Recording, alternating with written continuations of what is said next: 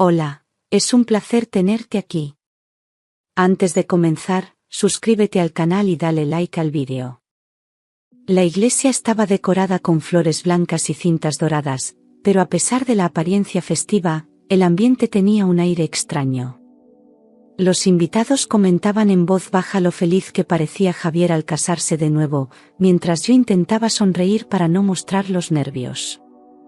Al lado de los bancos, Lucía, su hija de 5 años, observaba todo con una seriedad impropia de su edad. No se movía, no aplaudía, no respondía a las sonrisas que le dirigían. Cuando me acerqué a acariciarle el pelo, apartó la cabeza con un gesto rápido y frío.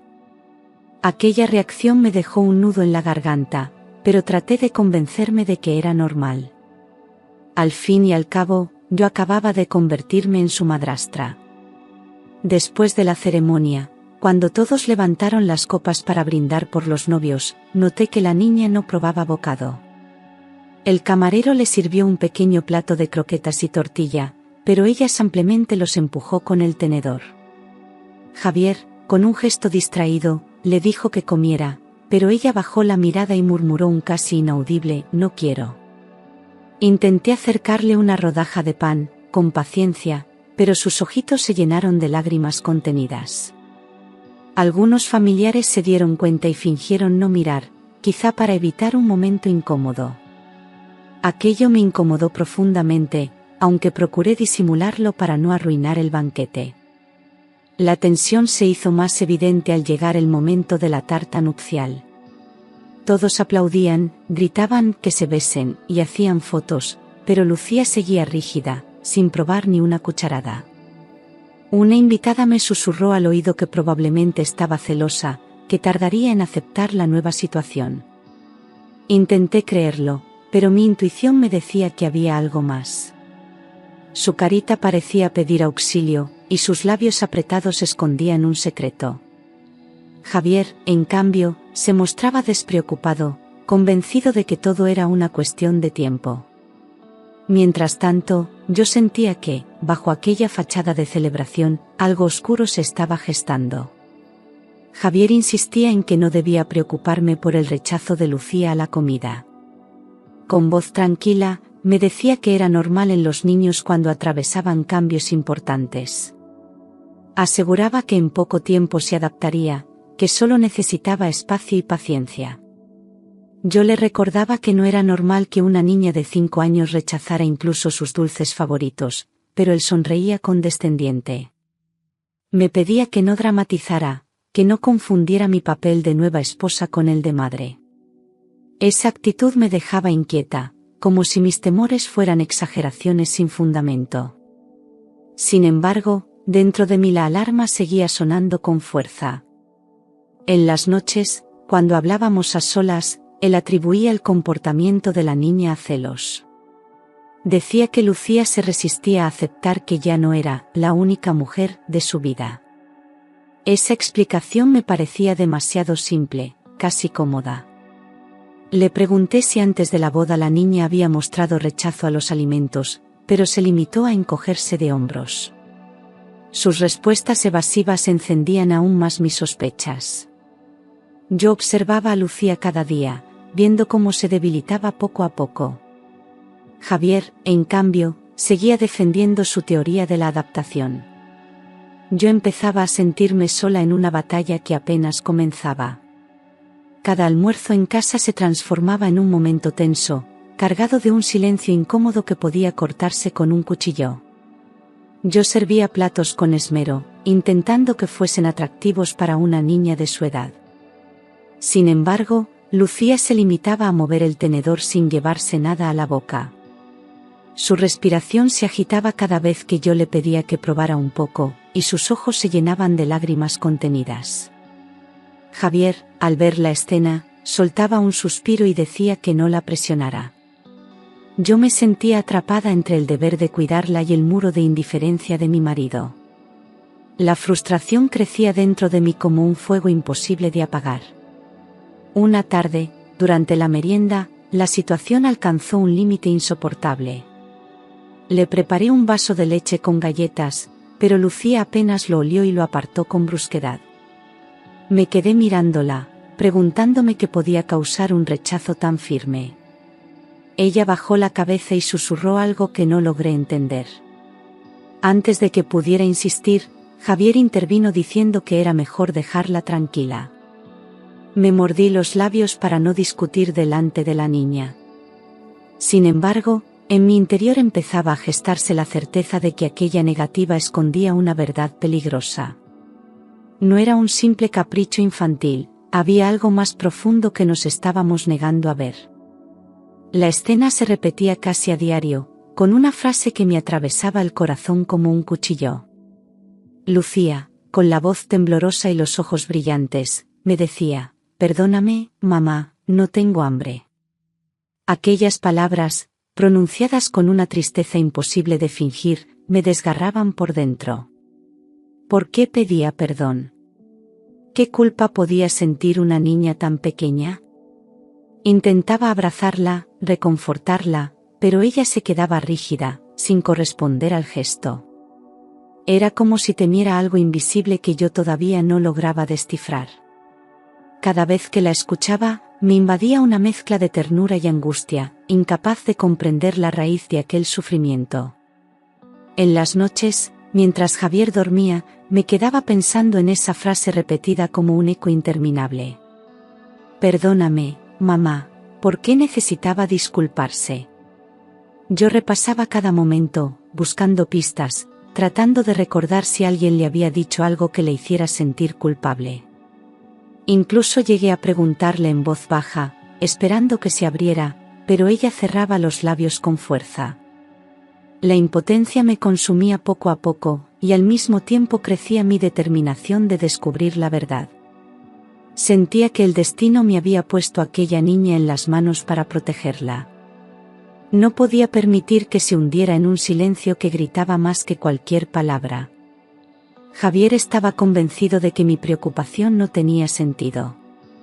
Me repetía que yo exageraba, que todo eran caprichos de niña. Cuando intentaba explicarle que Lucía no solo rechazaba la comida, sino que parecía aterrorizada, él levantaba la mano con gesto impaciente. Decía que debía relajarme, que con el tiempo las cosas mejorarían. Esa indiferencia me hería profundamente, porque yo veía cómo la niña se consumía poco a poco. A veces incluso se enfadaba, acusándome de buscar problemas donde no los había. Esa ceguera paternal se convertía en un muro que me dejaba completamente sola frente a la angustia diaria. Lo más doloroso era que, mientras yo me desvelaba pensando en lo que le ocurría a la niña, él seguía viviendo con absoluta normalidad. Planeaba viajes, salidas con amigos y reuniones de trabajo como si nada pasara en casa. Cada vez que yo insistía en hablar del tema, desviaba la conversación hacia asuntos triviales. Yo me sentía atrapada entre dos realidades, la mía, llena de preocupación por cada gesto de Lucía, y la suya, donde todo parecía perfecto. Esa falta de apoyo me obligaba a reforzar mi instinto. Comprendí que, aunque Javier no quisiera verlo, yo debía abrir los ojos por los dos. Una mañana, Javier anunció que debía marcharse a otra ciudad por trabajo. Habló de reuniones, contratos y hoteles, y lo dijo con una calma que me inquietó. Para él, todo parecía estar bajo control, pero para mí era un terremoto. Me quedaba sola con Lucía, sin la excusa de que él pudiera intervenir o suavizar las tensiones. Intenté mostrar serenidad delante de la niña, pero en mi interior temblaba de incertidumbre. Aquella ausencia significaba una oportunidad, estaríamos juntas, sin su sombra protectora, y quizás podría acercarme más a su corazón herido. Sentía que había llegado el momento de enfrentar la verdad. El día que Javier salió por la puerta con la maleta, me invadió una mezcla de alivio y miedo. Alivio, porque ya no tendría que soportar sus excusas constantes. Miedo, porque ahora no había margen para el error, debía descubrir qué escondía Lucía. Me quedé observando a la niña mientras jugaba en silencio con una muñeca rota, con la mirada fija en un punto que solo ella conocía. Decidí que aquella misma noche intentaría hablar con ella con toda la ternura posible. Sabía que no sería fácil, pero también comprendía que el tiempo se estaba agotando. Había algo en su silencio que clamaba por ser escuchado. Esa primera cena sin Javier se convirtió en un momento decisivo. Preparé algo sencillo, un plato de sopa caliente y pan tierno, intentando que la mesa se sintiera acogedora. Lucía, como siempre, empujó la cuchara sin probar nada. Me armé de paciencia, respiré hondo y le hablé con suavidad. Le dije que no pasaba nada si no quería comer, que lo importante era que confiara en mí. Entonces, con voz baja y temblorosa, levantó los ojos hacia mí y susurró: «Tengo que contarte la verdad». En ese instante, el aire se congeló en la habitación. Su mirada me atravesó como una lanza.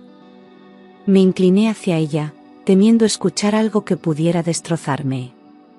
Su pequeño cuerpo temblaba, y sus manos apretaban el borde de la mesa como si se aferrara a un salvavidas.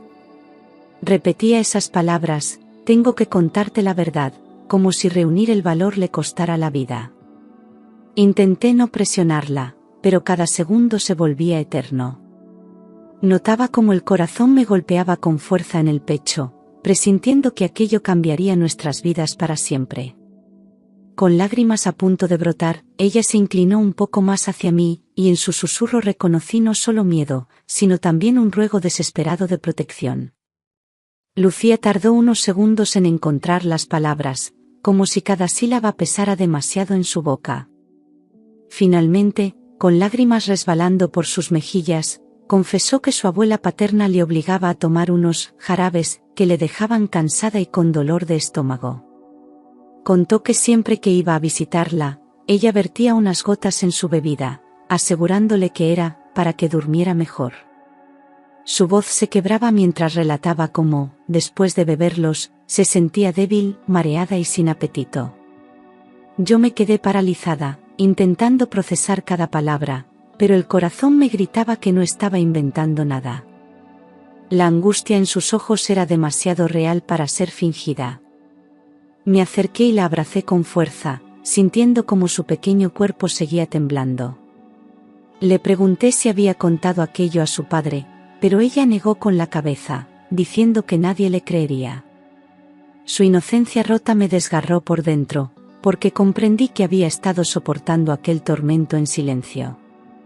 Intenté no mostrar mi rabia, pero por dentro hervía al pensar que una abuela pudiera hacerle algo así a su nieta. La abracé aún más fuerte y le prometí que ya no estaría sola, que yo me encargaría de protegerla. En ese momento, supe que la confesión de Lucía era apenas el principio de una verdad mucho más oscura.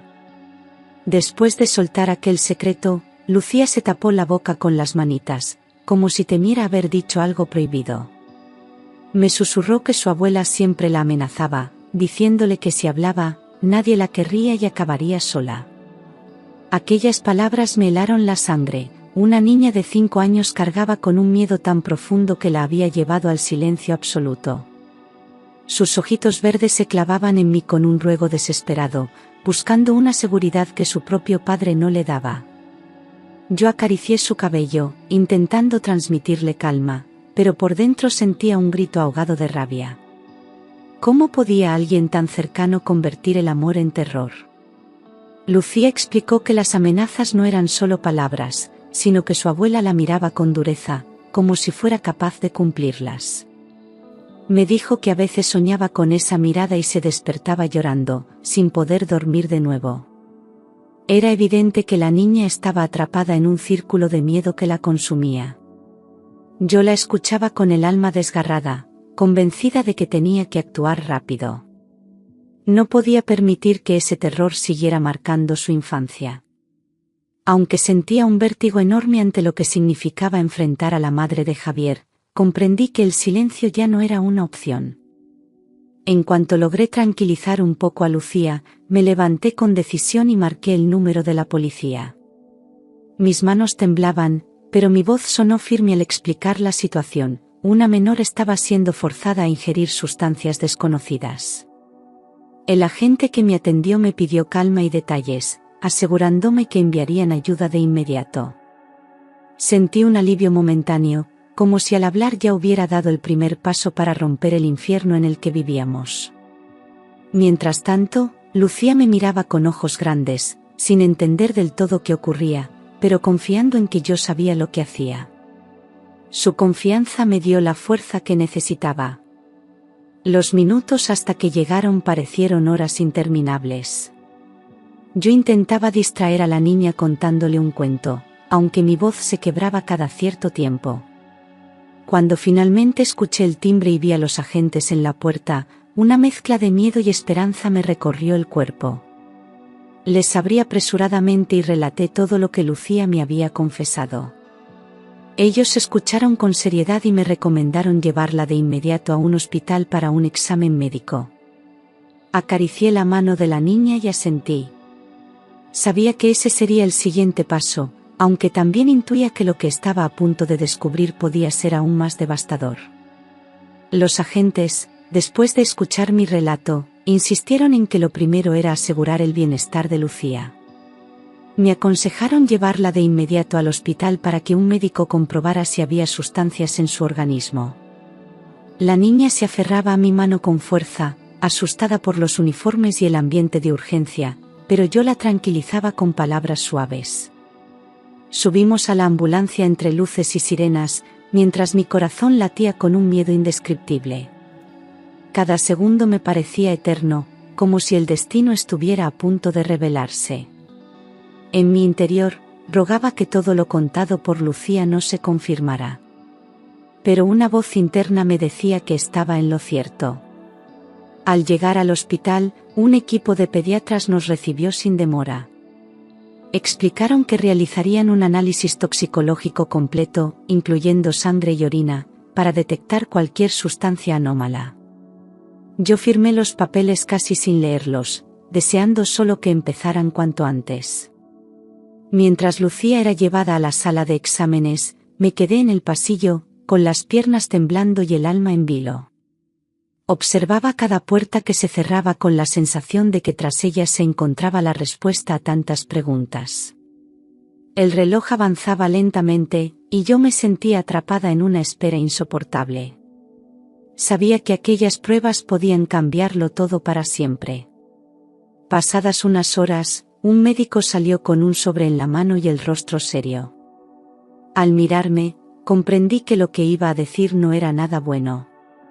Con voz firme pero compasiva, explicó que en los análisis se habían detectado restos de sedantes en el organismo de Lucía. Aquello explicaba su rechazo a la comida, su cansancio constante y sus mareos. Sentí que el suelo desaparecía bajo mis pies y tuve que apoyarme en la pared para no caer. El médico añadió que no era una ingesta casual, las dosis encontradas revelaban una administración repetida en el tiempo. Mis manos comenzaron a temblar de rabia e impotencia. Me acerqué a Lucía, que todavía estaba en la camilla, y la abracé con lágrimas en los ojos. Ahora todo tenía sentido, su tristeza, su rechazo a los alimentos, su miedo constante. Ella me miró con una mezcla de alivio y dolor, como si por fin alguien hubiera puesto nombre a su sufrimiento. El médico me tranquilizó diciendo que, con el tratamiento adecuado, se recuperaría físicamente. Pero también advirtió que el daño psicológico podía ser profundo si no recibía ayuda profesional. Yo asentí, jurando en silencio que haría lo imposible por devolverle la paz a esa niña. La confirmación médica me dio la prueba que necesitaba para no callar nunca más.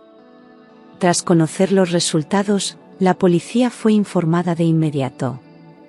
Los agentes se miraron entre ellos y confirmaron lo que yo temía: alguien cercano debía estar administrando aquellas sustancias. No se trataba de un accidente ni de un error médico. Había una intención detrás de todo esto, y eso lo convertía en un delito grave. Mi corazón se aceleró al pensar en la abuela paterna, recordando las palabras de Lucía y sus lágrimas. Todo encajaba con precisión dolorosa, como un rompecabezas macabro. Los investigadores me aseguraron que iniciarían los trámites para una orden judicial.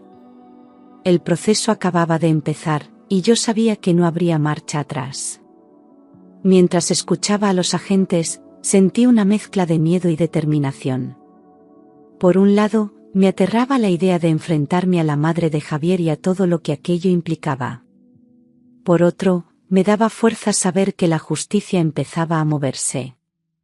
Recordé cada discusión con Javier, cada vez que él había minimizado mis sospechas, y una ira contenida me invadió.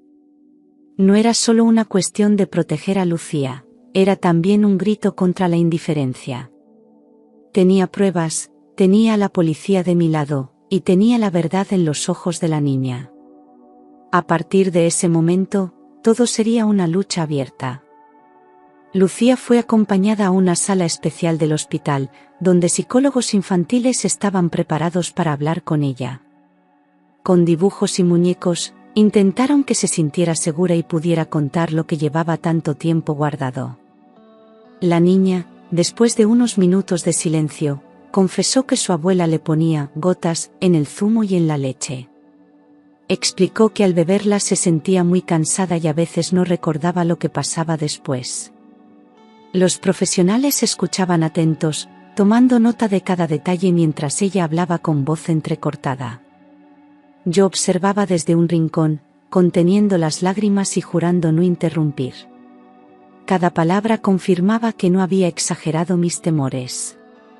Lo más impactante fue escucharla decir que su abuela la miraba fijamente mientras bebía, repitiéndole que era para que no molestara. Aquella frase me atravesó como un cuchillo, porque revelaba la crueldad de la intención. La psicóloga le preguntó si alguna vez su padre estaba presente, y Lucía negó con la cabeza, diciendo que todo ocurría cuando él no estaba. Esa respuesta me hundió y a la vez me dio fuerzas. Sabía que tenía que enfrentarlo todo, aunque Javier se negara a aceptar la verdad. La niña parecía liberarse poco a poco al hablar, pero también mostraba un miedo profundo a las consecuencias. Yo supe entonces que mi deber era protegerla a cualquier precio.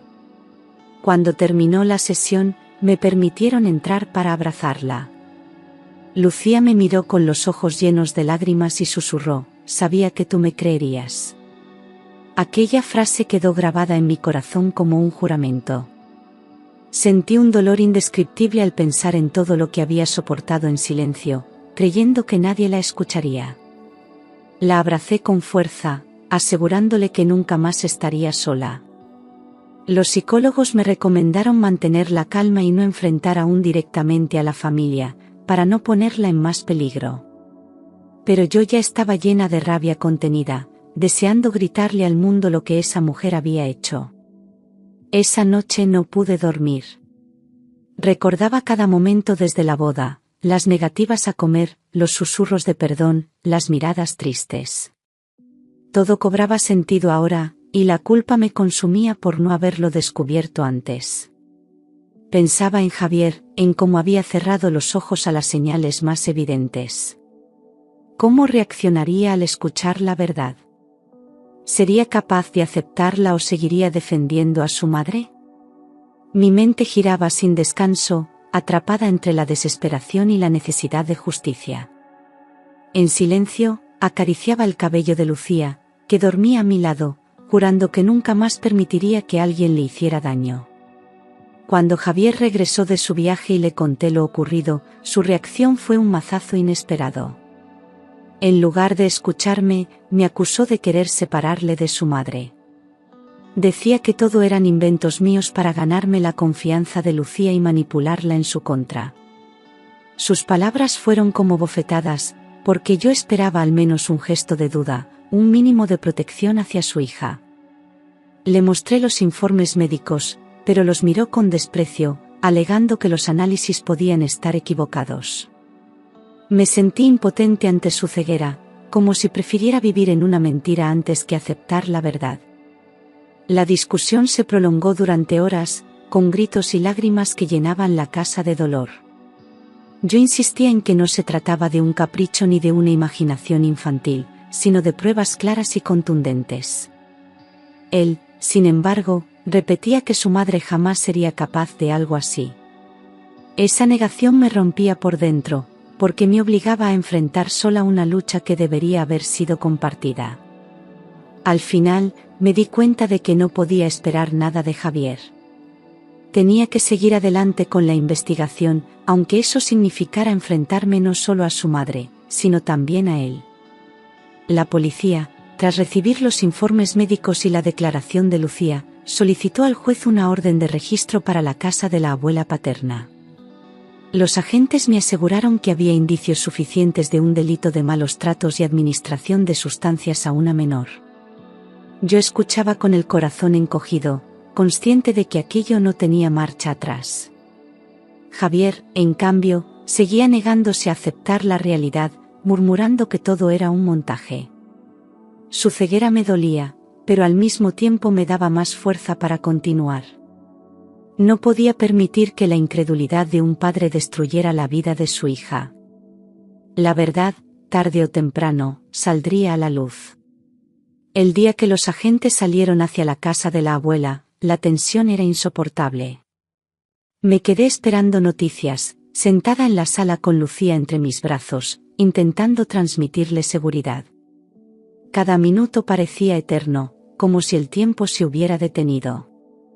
Yo rezaba en silencio para que en aquella casa aparecieran las pruebas definitivas. Sabía que, sin ellas, todo podía volverse contra nosotras. El miedo a que Javier utilizara su negación como argumento en un tribunal me atormentaba. Pero dentro de mí brillaba una certeza: la justicia estaba dando sus primeros pasos, y nada la detendría. Horas después, los agentes regresaron con las pruebas en la mano. En la cocina de la abuela habían encontrado varios frascos de medicamentos ansiolíticos escondidos en tarros de azúcar y harina. El informe policial describía cómo algunos envases tenían las etiquetas arrancadas para disimular su origen. Aquello era una señal clara de que no eran simples medicamentos de uso cotidiano. Los agentes aseguraron que el escondite mostraba premeditación, no un descuido. Mi corazón latía con fuerza al escuchar cada palabra. Era la confirmación que tanto había esperado: la verdad ya no podía ocultarse. Cuando me enseñaron las fotografías del registro, sentí un nudo en la garganta. Ver aquellos frascos escondidos, tan cerca de los alimentos, me revolvía el estómago. Imaginaba a Lucía bebiendo un simple vaso de leche contaminado con esas gotas y la rabia me invadía por completo. No era solo un error, era un plan cuidadosamente diseñado para mantener a la niña enferma. Los policías me aseguraron que las pruebas serían determinantes en el proceso judicial. Yo asentí, con lágrimas en los ojos, sabiendo que cada detalle encontrado era un paso más hacia la justicia. La oscuridad empezaba a iluminarse con pruebas irrefutables. Cuando la policía interrogó a la abuela, ella se mostró tranquila, como si nada de lo que ocurría tuviera importancia. Alegó que aquellos frascos eran suyos, que los usaba para dormir mejor y que no tenían ninguna relación con Lucía. Su tono frío y calculador me heló la sangre, porque parecía convencida de que saldría impune. Intentó incluso victimizarse, diciendo que la estábamos acusando injustamente y que yo había manipulado a la niña. Los agentes, sin embargo, no se dejaron engañar: los escondites y los análisis médicos eran pruebas demasiado sólidas. Aún así, su descaro me llenó de ira. La miré directamente a los ojos durante el interrogatorio, buscando algún rastro de arrepentimiento, pero solo encontré frialdad. Ella repetía que todo era un malentendido, que yo quería separarla de su hijo y de su nieta. En su discurso, intentaba sembrar dudas sobre mi papel como madrastra, como si mi único objetivo fuese destruir su familia. Aquella actitud confirmaba que estaba dispuesta a todo para mantener su versión. Yo respiré hondo, conteniendo las ganas de gritar, y me aferré a una sola certeza: la verdad estaba de nuestro lado. Podría mentir una y mil veces, pero ya no podría ocultar lo que había hecho. Durante la investigación, los agentes descubrieron un detalle que lo explicaba todo: Lucía tenía un fondo económico heredado de su madre biológica, fallecida años atrás. Ese dinero estaba bajo la tutela de un administrador legal, pero con condiciones muy claras. Si en algún momento la niña era declarada incapaz o presentaba problemas graves de salud, la administración podía pasar a manos de un familiar directo. Esa revelación cayó sobre mí como un jarro de agua fría, porque de repente todo encajaba. La enfermedad de Lucía no era un accidente, sino parte de un plan cuidadosamente calculado. La ambición económica estaba detrás de todo su sufrimiento. El abogado que llevaba el caso explicó que el fondo no era pequeño, se trataba de una suma suficiente para garantizar la educación y el futuro de la niña. En otras manos, aquel dinero podía convertirse en un arma de poder. Comprendí entonces que la abuela no actuaba movida por rencores personales, sino por un interés mucho más oscuro. Quería controlar la fortuna de su nieta, aunque para ello tuviera que destrozar su salud. Me estremecí al pensar que, sin la confesión de Lucía, aquel plan habría seguido en silencio hasta lograr su objetivo. Era la codicia disfrazada de cuidado familiar. Los investigadores confirmaron que, en caso de incapacidad de Lucía, la administración del dinero pasaría directamente a la abuela paterna.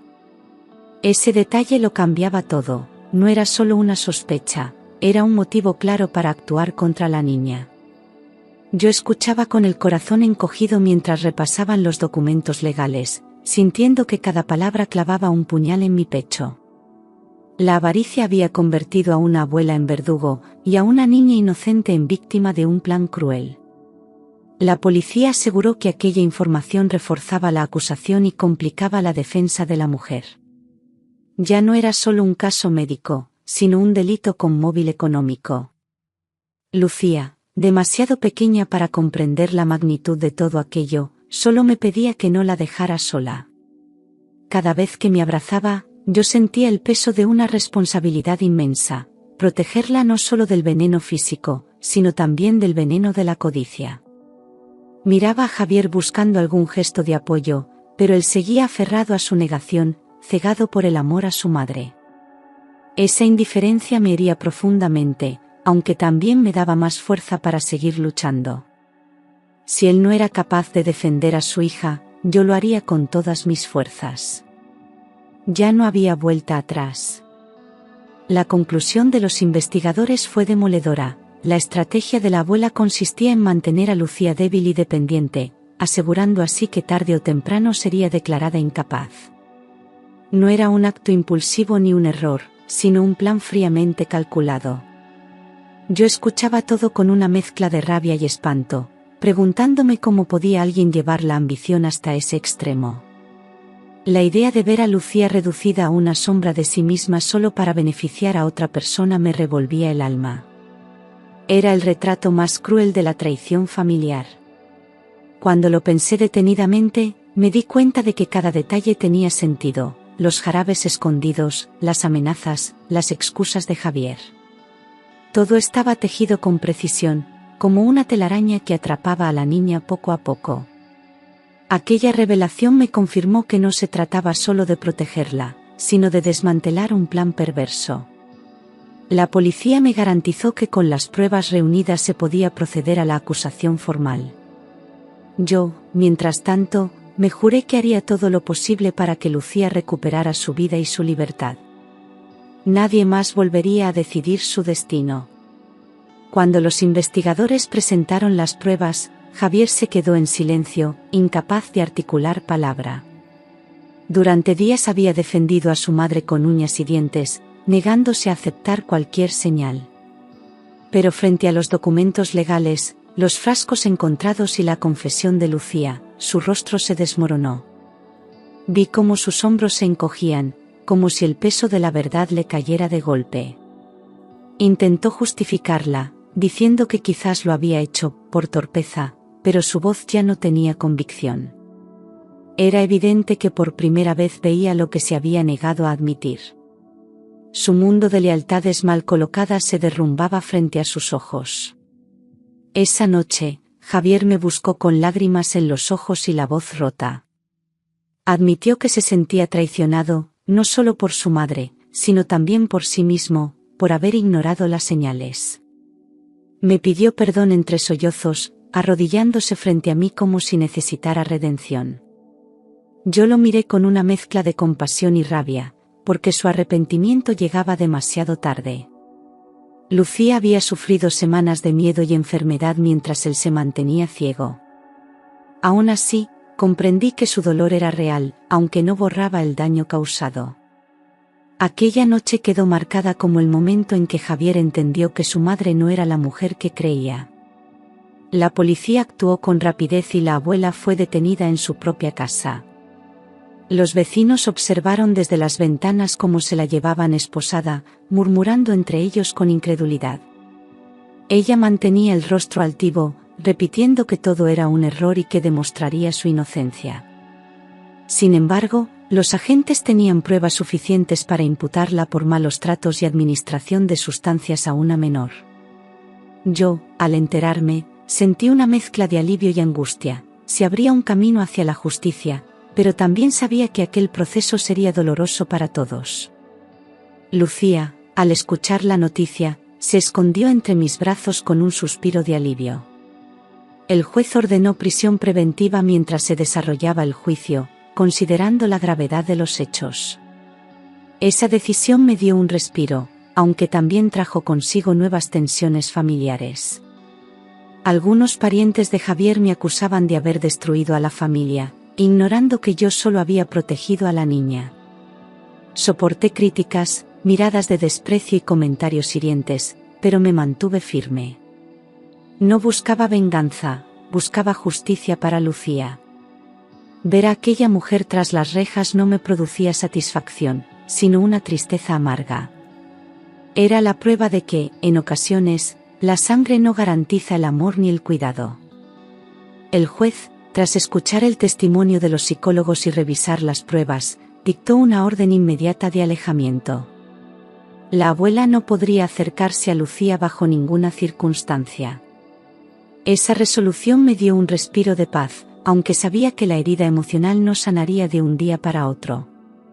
Lucía empezó a dormir un poco mejor, aunque aún se despertaba algunas noches llorando. Yo permanecía a su lado, susurrándole que todo había pasado y que estaba a salvo. Cada día era una pequeña batalla ganada contra el miedo. Su sonrisa, aunque tímida, volvía a aparecer poco a poco. Los servicios sociales también intervinieron, asegurando que la niña tendría apoyo psicológico y protección reforzada. El hospital organizó un plan de seguimiento médico para garantizar que su recuperación fuera completa. Todo ese apoyo me hizo sentir que ya no estaba sola en la lucha. Sin embargo, sabía que el camino sería largo, la confianza de Lucía en los adultos había quedado dañada. Yo me convertí en su refugio, en la única persona en la que confiaba plenamente. Esa responsabilidad me daba fuerzas para seguir adelante. Tenía claro que mi misión era devolverle la infancia que le habían intentado arrebatar. Javier, después de la detención de su madre, se derrumbó por completo. Me buscaba con lágrimas en los ojos, repitiendo que no podía perdonarse haber cerrado los ojos tanto tiempo. Me confesó que cada vez que recordaba las palabras de Lucía, se sentía el peor de los padres. Yo lo observaba en silencio, con sentimientos encontrados. Quería creer en su arrepentimiento, pero la herida que había dejado su negación era demasiado profunda. No podía olvidar las veces que me llamó exagerada, ni los momentos en que defendió a su madre a pesar de las pruebas. Ahora lloraba de rodillas, suplicando perdón a su hija. Lucía, inocente, le abrazó con timidez, aunque todavía con miedo. Era evidente que necesitaba tiempo para confiar de nuevo en él. Yo veía en Javier un hombre roto, enfrentado al derrumbe de todo lo que creía seguro. Comprendí que su dolor era real, pero también que debía cargar con el peso de sus decisiones. La culpa se convirtió en su sombra, persiguiéndole día y noche. Aún así, esperaba que ese sentimiento sirviera para que nunca más ignorara lo evidente.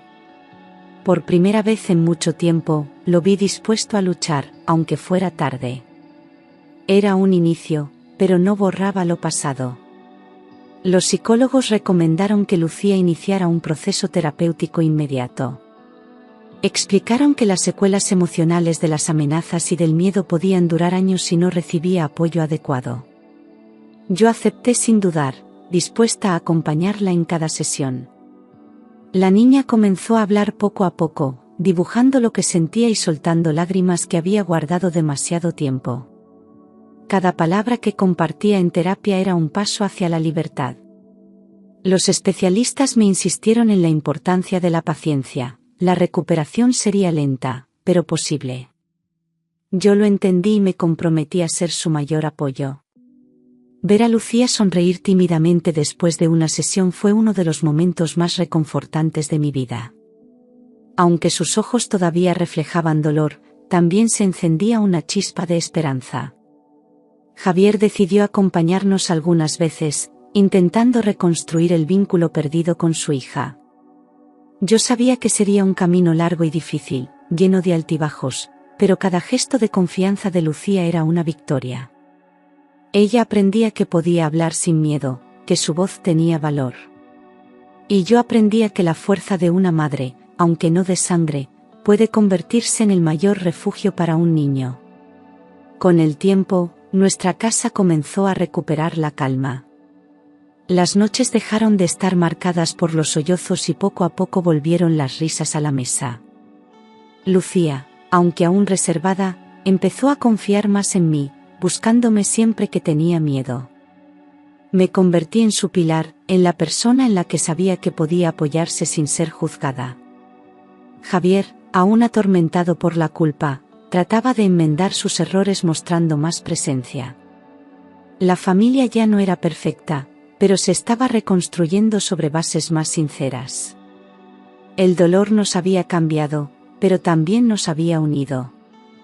Yo comprendí que aquella tragedia nos había dejado una lección imborrable. Aprendimos a escuchar, a mirar más allá de las apariencias y a no subestimar nunca los silencios de un niño. Lucía recuperaba poco a poco su alegría, y yo encontraba en ella la razón de mi fuerza. Aunque el pasado no podía borrarse, el futuro se presentaba con una nueva luz. Las heridas seguían ahí, pero ya no definían nuestra vida. Decidí que, por mucho que costara, nuestra familia saldría adelante. Porque el amor verdadero se demuestra en la protección, en la lucha diaria y en la capacidad de levantarse después de la tormenta. Con el paso de los meses, nuestra casa empezó a ser un lugar verdaderamente seguro para Lucía. Ya no había secretos ni sombras que amenazaran su infancia. Cada comida se convertía en un momento de unión, donde reíamos y compartíamos sin temor. Javier, aunque marcado por la culpa, aprendió a mirar a su hija con otros ojos, dándole la atención que antes le negó. Yo veía cómo el vínculo entre ellos se reconstruía lentamente, ladrillo a ladrillo, con paciencia y amor. Lucía empezó a probar los platos con curiosidad, sin miedo, y ese pequeño gesto era un triunfo inmenso. La vida comenzaba a tener otro color en nuestro hogar. No todo fue sencillo, había días en que el pasado regresaba con fuerza, en que Lucía se despertaba llorando y necesitaba consuelo. Pero en esos momentos, estábamos allí para ella, demostrando que no volvería a enfrentar nada sola. La niña, poco a poco, volvió a reír, a jugar y a sentirse parte de una familia que la protegía de verdad. Javier se comprometió a mantener lejos a cualquier influencia tóxica, priorizando por fin a su hija. Yo me convertí en la figura estable que le recordaba que era querida y valiosa. La oscuridad había quedado atrás, aunque sus huellas permanecían como recordatorio de lo vivido. Con el tiempo, comprendí que toda aquella pesadilla nos había dejado una lección imposible de olvidar. Aprendimos que escuchar a los niños es vital, porque incluso en susurros se esconden verdades que pueden salvarles la vida. Lucía me enseñó que el amor no siempre nace de la sangre, sino de la entrega y la protección incondicional. Javier, marcado por su error, descubrió que la ceguera por lealtad puede ser tan peligrosa como la maldad misma. Y yo, como mujer y como madre, entendí que nunca se debe ignorar la voz interior que grita cuando algo no está bien. Esa intuición me guió hacia la verdad. Hoy miro a Lucía y veo en sus ojos la fuerza de alguien que sobrevivió a la oscuridad. Su sonrisa es el mayor regalo, prueba de que el dolor no logró arrebatarle la esperanza. Aunque las cicatrices permanecen, también lo hace la certeza de que luchamos y vencimos. Nuestro hogar ya no es perfecto, pero es auténtico, construido sobre la confianza y el amor verdadero. Y yo sé que, mientras respire, seguiré siendo el escudo que protege a esa niña. Porque al final, lo que diferencia la vida de la tragedia es atreverse a escuchar lo que otros prefieren callar.